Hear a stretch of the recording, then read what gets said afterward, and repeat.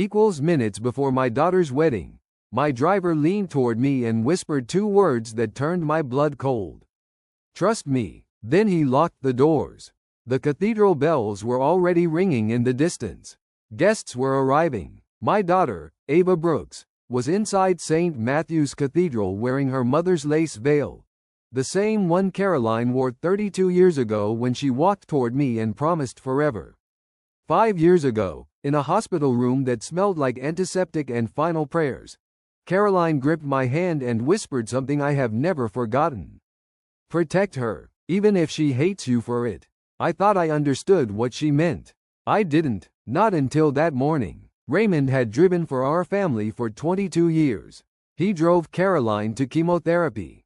He drove Ava to college. He drove me home the night I had to tell my daughter her mother wasn't coming back. He had never lied to me. So when he opened the back door of the car and said quietly, "Get down. You need to hear this," I obeyed. He pulled a blanket over me. The passenger door opened, and Nathan Cole, the man my daughter was about to marry, slid into the front seat. He thought he was alone. His phone rang. He answered in a voice I had never heard before. Cold, controlled, calculating. 3 months after the wedding, he said, "Make it look like an accident." The organ inside the cathedral began playing the bridal march. And in that moment, I realized something terrifying. I had already buried one love of my life. I was not going to bury my daughter too. I didn't move under that blanket. I didn't breathe, because if I breathed too loudly, my entire world might collapse before I was ready for it. Nathan shifted in the passenger seat, relaxed, comfortable, a man about to get married. Everything is in place, he continued quietly into the phone. He signs the transitional trust this morning. Once I'm co-manager, we just wait. Wait. The word sounded harmless. It wasn't. How sure are you? The voice on the other end asked, faint, distorted. Nathan gave a short laugh. She trusts me completely. And her father? He's predictable, old school, emotional. He wants her happy. Predictable. That word hurt more than accident. Because he wasn't entirely wrong. 3 months ago, I had noticed something. A flicker, a hesitation when Nathan discussed a previous business venture. I'd asked a question over dinner. Ava went quiet. Dad, please, she had said softly later that night. Don't do this. He makes me feel safe. Safe. I chose silence, because I was afraid of losing her. After Caroline died, Ava and I nearly broke apart under the weight of shared grief. I had promised myself I would never push her away again. So I became careful. Too careful. Nathan's voice cut back through my thoughts. 3 months gives enough time. Grief needs to look real. Real. My stomach turned. He wasn't improvising. This wasn't panic. This was scheduling. Raymond's hands tightened slightly on the steering wheel, but his tone stayed neutral. Big day today, sir. Nathan smiled. I could hear it. Yes, it is. A pause. Then softer, colder. It's necessary. Necessary. Not love. Not devotion. Necessary. The call ended. Silence filled the car for several seconds. Then Nathan exhaled slowly. You know, he said casually, her father is the only real obstacle. Obstacle. That was me. Raymond didn't respond. Nathan continued, almost amused. After today, he becomes manageable. Manageable. I felt something inside me shift. Not fear. Clarity. The car slowed. We weren't heading toward St. Matthew's Cathedral. We were turning south. Wrong direction. I stayed still until the engine shut off. Nathan stepped out. The door closed. Silence again. Raymond opened my door. I sat up slowly. The world looked the same. Sunlight. Blue sky. Normal morning. But something fundamental had changed. Tell me everything, I said. Raymond didn't hesitate. I've been watching him for 2 weeks. Why? Because he was watching you. He turned to face me fully. He asked about your running schedule, your golf days, your route to the office, which intersections have traffic cameras. That's not curiosity. That's mapping. Mapping. My throat tightened. You're sure? I asked. Yes. And you didn't tell me? I needed proof. If I came to you without it, you would confront him. If you confronted him without evidence, Miss Ava would defend him. And you would lose her. He wasn't wrong. I leaned back in the seat. The cathedral bells echoed faintly in the distance. Time was moving. Too fast. What about the trust paperwork? I asked. Raymond's jaw flexed. He added joint executive authority upon incapacitation. Incapacitation. He buried it under legal phrasing. Most people wouldn't notice. Most people. I signed nothing yet, but I had planned to. This morning, before the ceremony, because he framed it as a gesture of confidence, a symbol of family unity. I thought of Caroline's voice again. Protect her, even if she hates you. I looked at Raymond. Where did he go? Raymond glanced toward the street ahead. To his other life. The words hit harder than the threat. Drive, I said. He didn't argue. As the car moved forward, I looked back once toward the cathedral spire cutting through the skyline. Ava was inside, getting ready, smiling, trusting. If I was wrong, I would destroy her happiness. If I was right and stayed silent, I would destroy her future. And for the first time that morning, I admitted something to myself that I had refused to see for months. The unease I felt about Nathan wasn't jealousy. It wasn't control. It wasn't fear of losing my daughter. It was instinct, and instinct does not whisper without reason. Nathan's car didn't stop in a luxury neighborhood. It stopped in a quiet residential block 15 minutes south of downtown Charleston. Small duplexes, narrow lawns, bicycles left on porches. Normal, unremarkable, dangerous in its simplicity. He parked with confidence, not hesitation. He stepped out, adjusted his jacket, and walked straight to the front door. He didn't knock. He unlocked it. My chest tightened. A man doesn't unlock a door he doesn't belong behind. We stayed parked half a block away. I watched through the windshield. 2 minutes passed. Then the side door opened. A woman stepped outside. Mid-30s. Dark hair loosely tied. No makeup. No performance. She looked tired in a way that doesn't come from lack of sleep. She crossed her arms and leaned toward the open doorway. You said you wouldn't do this again. Again. The word landed heavy. Nathan stepped into view behind her. I could see his face clearly now. Not the cathedral smile. Not the gentle fiancé. This face was sharper, colder. This is the last time, he said flatly. Last time. How many times had there been? Before I could process the question, a small voice burst through the air. Daddy. The sound was bright, pure. A little girl ran out. 4 years old, maybe 5, blonde curls, pink sneakers, holding a stuffed rabbit. She threw herself into Nathan's arms. He caught her without effort, without surprise, like muscle memory. He kissed her head. Hey, sunshine. That wasn't fake. That wasn't rehearsed. That was practiced affection. My stomach dropped. Raymond spoke quietly beside me. Sir, I see it, I whispered. The woman stepped closer to Nathan. She asked about the wedding. Nathan's jaw tightened. She doesn't understand. She understands you're never here. The little girl pulled back and smiled up at him. Are you coming home tonight? Silence. 1 second. 2. He crouched to her height. Not tonight, sweetheart. Work? Yes. She nodded, disappointed but accepting. Children adapt to absence faster than they should. The woman's voice dropped. What about the old man? Old man. That was me. He signs today, Nathan replied calmly. And if he doesn't? Nathan's lips curved slightly. He will. The certainty in his tone chilled me. Not hope. Not optimism. Calculation. The woman's voice shook. You promised we wouldn't go that far again. Again. There it was. Again. Nathan glanced toward the street. For a terrifying second, I thought he saw us.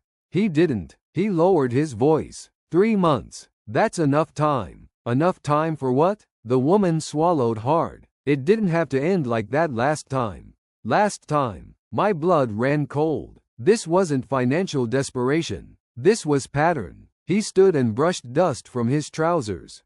I have to go. You're going to ruin her. She'll survive. Like the others? Nathan froze. Just for half a second. Then his face hardened. This is the last one. The last one. The little girl tugged at his sleeve again. Daddy, can I come see the church? He smiled. Not warmth. Performance. Maybe next time. There would be no next time. I almost opened the car door. I almost stepped out and dragged him back to reality. Raymond's hand closed around my wrist. Wait. My breathing was uneven. I was watching my daughter's future collapse in real time. And yet I couldn't move. Because I needed more than suspicion. I needed certainty. Nathan leaned closer to the woman. If this works, we're done. We disappear. No more scraping. No more debt. Debt. So that part was real. But debt doesn't justify rehearsal of grief. He stepped back toward his car. The little girl waved. Bye, Daddy. He waved back, then got in his vehicle. As he drove away, the woman stood frozen in the driveway. Not victorious, not satisfied, trapped. The front door closed slowly behind her. Silence returned to the street. My hands were shaking now. Not from fear, from realization. How many? I asked Raymond. He didn't answer immediately. I started digging last night. And there are 2 previous engagements in the last 8 years. Both ended in fatal accidents. The air felt thinner. Accidents, I repeated. Yes. What kind? Drowning. Car failure. My heart pounded in my ears. And he inherited? Yes. The word again echoed in my mind. You promised we wouldn't go that far again. I had been standing at the edge of instinct for months. Now I was staring at evidence of pattern. The cathedral bells rang faintly in the distance. 15 minutes until ceremony. I imagined Ava in front of the mirror, adjusting her veil, smiling nervously, trusting completely. Drive, I said. Back to the cathedral? Yes. Raymond hesitated. Sir, if you do this publicly, I know, she may never forgive you. I stared straight ahead. I'm not trying to be forgiven. The car turned north, toward St. Matthew's Cathedral, toward white roses and stained glass and a lie waiting at the altar. And for the first time since Caroline died, I understood what she meant. Sometimes protection doesn't look like love. Sometimes it looks like betrayal. And sometimes the only way to save your child is to become the villain in her story. Street. Matthew's Cathedral had never looked more beautiful. White roses lined the entrance steps. Sunlight filtered through stained glass, scattering blue and gold across the marble floor. A string quartet played softly near the altar. Guests smiled, laughed, whispered about how radiant Ava would look. They had no idea. I stepped out of the car and adjusted my jacket. My reflection in the cathedral's glass doors looked older than it had that morning. Raymond stood behind me. Once you walk inside, he said quietly, there's no undoing it. I know. Inside, everything smelled like polished wood and flowers. I saw Nathan near the altar. Perfect tuxedo, calm posture, hands clasped respectfully in front of him. He looked exactly like the man my daughter believed he was. That was the worst part. If I hadn't heard him that morning, if I hadn't seen the little girl, I would have shaken his hand proudly. I would have given my daughter to him. The bridal room door opened. Ava stepped out. For a moment, I forgot everything. She looked exactly like Caroline on our wedding day. Same lace, same nervous smile, same hope in her eyes. Dad? Her voice was soft. You're pale. I'm fine, I lied. She adjusted her veil. Do you think Mom would be proud? The question cut deep. She would want you safe, I said carefully. Ava smiled. That's not what I asked. She looped her arm through mine. I'm happy, Dad. I really am. I almost told her right there. I almost pulled her aside. But I saw it in her eyes. Certainty. Faith. If I accused Nathan privately now, she would defend him. Because love makes logic feel like attack. The music shifted. The doors opened. Time slowed. Every step down that aisle felt heavier than the last. I could feel her heartbeat against my arm. Nathan watched her approach, and in his face, I saw something new. Not love, ownership. The priest began speaking. Dearly beloved, his words blurred into sound. Love, trust, sacred bond. Nathan squeezed Ava's hand gently. A practiced gesture. He glanced toward me briefly. Confident. He thought this was done. The priest continued. If anyone present has reason to object. Silence fell like a weight. This was the moment. The moment Caroline had warned me about. Even if she hates you. My legs felt heavy. For one terrifying second, I almost stayed seated. I imagined the alternative. Let the ceremony continue. Pull Nathan aside afterward. Handle it quietly. No public humiliation. No spectacle. No pain in front of 200 guests. But then another image replaced it. 3 months from now. A phone call. An accident. Ava collapsing into my arms at a funeral. And Nathan standing beside her. Grieving. Patient. Waiting. No. I stood. The wooden pew creaked loudly in the silence. Every head turned. I object. The words echoed off stone walls. Ava's face drained of color. Dad? Her voice cracked. Nathan's smile flickered. Just a flicker. Fear. The priest looked stunned. Sir, this is highly irregular. Necessary, I said calmly. The room buzzed with whispers. Nathan stepped forward protectively. Mr. Brooks, if this is about stress, it's about truth. Ava looked at me like I had struck her. You're embarrassing me. I'm saving you. She shook her head. You don't even know him. I held her gaze. I know enough. Nathan's voice lowered. Let's not do this publicly. Publicly. He was still trying to manage the scene. Still calculating optics. I turned toward the side doors. Bring them in. The doors opened. The woman stepped inside, holding the little girl's hand. The cathedral went silent. The child looked overwhelmed by the crowd. Then she saw him. Daddy. The word cut through everything. She ran down the aisle. Her small shoes echoed against marble. Nathan froze. She reached him and wrapped her arms around his legs. You look so handsome. Ava stepped backward. What is this? The woman's voice trembled but did not break. My name is Lillian Carter. I am legally married to Nathan Cole. Gasps filled the cathedral. Ava's bouquet slipped from her hands. White roses scattered across the altar steps. Nathan tried to recover. This is manipulation. She's unstable. Lillian held up a document. 5 years old. Official seal visible. Marriage certificate. The little girl looked up at Nathan. Daddy, are you marrying another lady? He didn't answer. Because he couldn't. And I wasn't done. There's more, I said. Nathan's eyes snapped toward me. Warning. I ignored it. He planned my death. Silence. He paid a deposit. 3 months after today. The room shifted from scandal to horror. Ava stared at Nathan. Tell me he's lying. Nathan grabbed her hands. I did this for us. You don't understand. He admitted it. That was the moment the mask shattered. Police stepped forward from the back of the cathedral. Nathan's composure collapsed. He looked toward the side exit. Distance. Speed. Possibility. He ran. But officers were already positioned. The cuffs clicked. Metal on metal. 200 witnesses. The illusion ended. As they led him past Ava, he whispered, I loved you. She didn't cry. She didn't scream. She simply stepped aside and let him disappear. The cathedral doors closed, and the wedding died. The cathedral didn't empty immediately. It fractured. Clusters of guests whispered in disbelief. Some avoided eye contact. Some stared openly. A few looked at me like I had just committed violence. In a way, I had. White petals were scattered across the altar steps where Ava's bouquet had fallen. The string quartet had stopped playing, their instruments resting awkwardly in their laps. And in the center of it all stood my daughter. Still, unmoving, her veil slightly crooked, her lipstick faintly smudged, her entire future ripped open in front of 200 witnesses. I stepped toward her carefully. Ava. She didn't respond at first. Then slowly, she turned. Her eyes were not wild. They were hollow. You knew, she said quietly. Yes, and you waited. There was no accusation in her tone.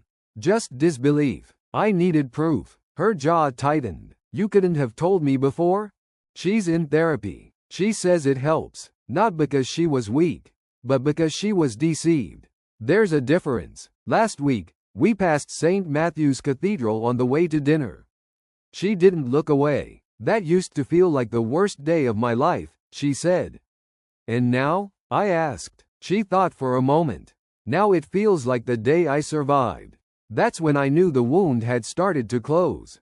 She doesn't talk about Nathan often. When she does, it's without trembling. He didn't love me, she said recently.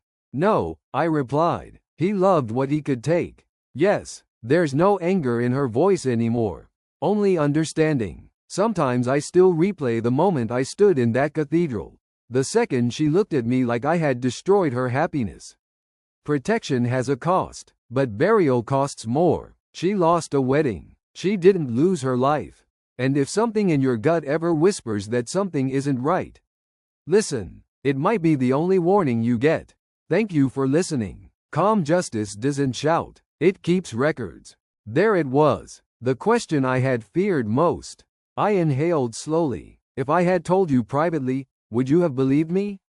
She opened her mouth to answer, then stopped, because we both knew. 3 months ago, when I had questioned Nathan's business record, she had defended him instantly. 2 months ago, when my sister mentioned something felt off, Ava stopped speaking to her for 2 weeks. Love makes logic feel like betrayal. You humiliated me, she whispered. Yes, you let me walk down that aisle.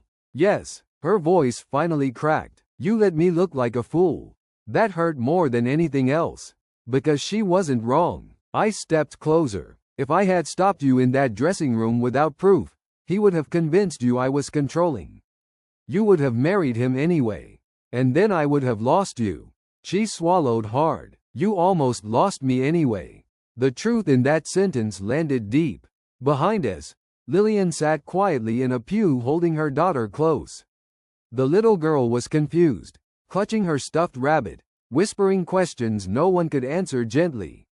Ava followed my gaze. She thought this was real, she said softly. Yes, Ava's shoulders began to tremble now. Not violently, not dramatically, just small fractures breaking through. I defended him, she said. I chose him over you. I nodded slowly. I know. I told people you were overprotective. That you didn't understand modern relationships. Her voice was full of shame now. And I almost signed those papers this morning, she continued. I didn't even read them carefully. I just trusted him. The words hit harder than anything else. Trust. That was the weapon. She finally looked at me fully. If you told me privately, I don't know if I would have believed you. The admission was barely audible. I didn't say I told you so. I didn't say anything triumphant. I just said, I know. She covered her face with her hands. I feel stupid. You were in love. I feel small. You were hopeful. I feel broken. You're not. Her hands dropped slowly. You didn't hesitate. Yes, I did. Her eyes flickered. You did? For a second, I admitted. When the priest asked for objections, I almost stayed seated. Her breath caught. Why didn't you? I saw it clearly in my mind again. The image that pushed me to stand. Because I imagined your funeral. Silence. The cathedral felt larger suddenly. Colder. And I couldn't bury you too, I said quietly. Her eyes filled with tears. For the first time since the arrest, she stepped toward me. Not fully, but closer. I hate this, she whispered. I know. I hate that you were right. I know. I hate that I needed you. That one hurt. Not because of pride. Because it meant she understood. Guests were slowly leaving now. Conversations fading. News spreading beyond those stone walls. Ava glanced at the scattered petals. My dress, she murmured. It was still perfect. White. Untouched. Except now it felt like costume instead of promise. I can't ever wear this again, she said. No. Her shoulders sagged. People will talk. Yes. For how long? A while. She nodded. Then, after a long pause, she said something that made my chest tighten. Thank you. It wasn't loud. It wasn't emotional. It was tired. And real. But I didn't smile. Because gratitude doesn't erase humiliation. It just softens it. As we walked down the aisle together. Not bride and father now, but survivors. Petals crunched softly beneath our shoes. 200 witnesses had seen the illusion die, but only we knew how close the ending had been to something much worse. Outside, reporters had already gathered. Phones raised, questions ready. Raymond stepped forward like a shield. Ava didn't look at anyone. In the car, she stared straight ahead. After several minutes of silence, she said quietly, "Did he ever love me?" I didn't answer immediately. "I think," I said carefully, "he loved what you represented." Her jaw tightened. "So I was an investment." Yes, the word hung heavy between us. Then she leaned her head back against the seat and closed her eyes. "Take me home." And for the first time since that morning, I allowed myself to feel something I had held back. Not relief, not victory, grief, because saving someone doesn't mean they don't bleed. Nathan didn't deny it for long. At first, he tried the usual defenses: emotional distress, family conflict, jealous father, but digital evidence doesn't bend for charm. Once investigators accessed his encrypted accounts, the pattern unfolded cleanly. Too cleanly. 3 major relationships over 8 years. All fast, all intense, all ending in tragedy. Emily Harper, drowned during a late-night boating trip off Hilton Head Island.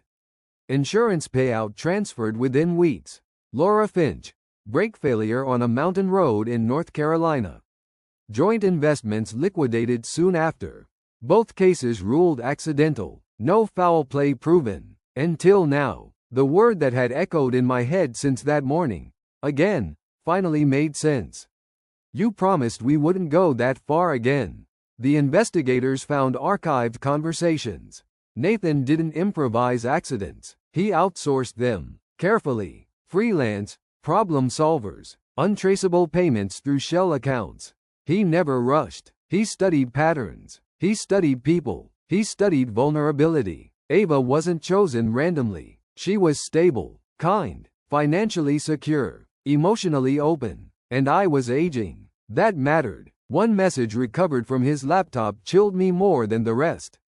Target profile ideal, father protective but predictable, emotional leverage through daughter effective. Predictable. He had profiled me, like a business asset. The so-called debt Lillian believed in? Exaggerated, engineered. Nathan created financial pressure to justify escalation. He needed urgency to rationalize cruelty. And the child? The little girl wasn't biologically his. DNA confirmed it. He married Lillian after she received a modest inheritance. He isolated her socially, controlled finances, manufactured dependency. She thought she was surviving. She was being positioned. When investigators told her the full scope, she broke down completely. "I thought he loved us," she whispered. "He loved access." Courtroom day arrived 3 months later. The irony wasn't lost on me. 3 months, the same timeline he had chosen for my death. Nathan stood in a gray suit now, no longer tailored perfection. His posture was smaller, his eyes restless. When the prosecutor presented the evidence, transaction trails, recovered messages, testimony from the freelance intermediary, the courtroom fell silent. Ava sat beside me. No veil, no flowers, just quiet strength. Nathan requested to speak before sentencing. "I loved Ava," he said.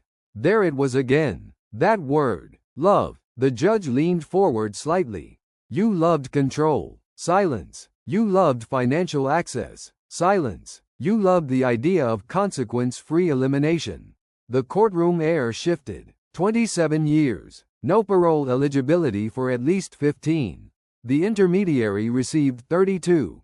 Lillian was granted immunity in exchange for testimony. Her charges reduced due to coercion and lack of knowledge of the homicide plan. When the cuffs closed around Nathan's wrists again, he looked at Ava. For a second, I saw something flicker in his expression. Not remorse, not grief, loss of strategy. He had miscalculated. That was all. As officers escorted him out, Ava didn't cry. She watched, fully awake. Outside the courthouse, reporters gathered again. Questions, flashes. Ava answered only one. "Do you regret what happened at the wedding?" She paused. "No," she said calmly. I regret almost marrying him. That was growth. When we returned home that evening, the house felt different. Quieter, not heavy, settled. Raymond stood in the hallway as we entered. You did the right thing, he said softly. Ava looked at him. You saved my life too. He nodded once. No drama, no pride, just truth. Later that night, I sat alone in my study and looked at a framed photo of Caroline. I had failed once, when instinct whispered months ago, and I chose comfort. But I didn't fail at the altar. And sometimes, that difference is everything. 6 months later, the house feels different. Not lighter, but honest. Ava moves through it with steadier steps now. She cut her hair shorter. She laughs more softly. She reads contracts carefully. She asks questions she used to avoid.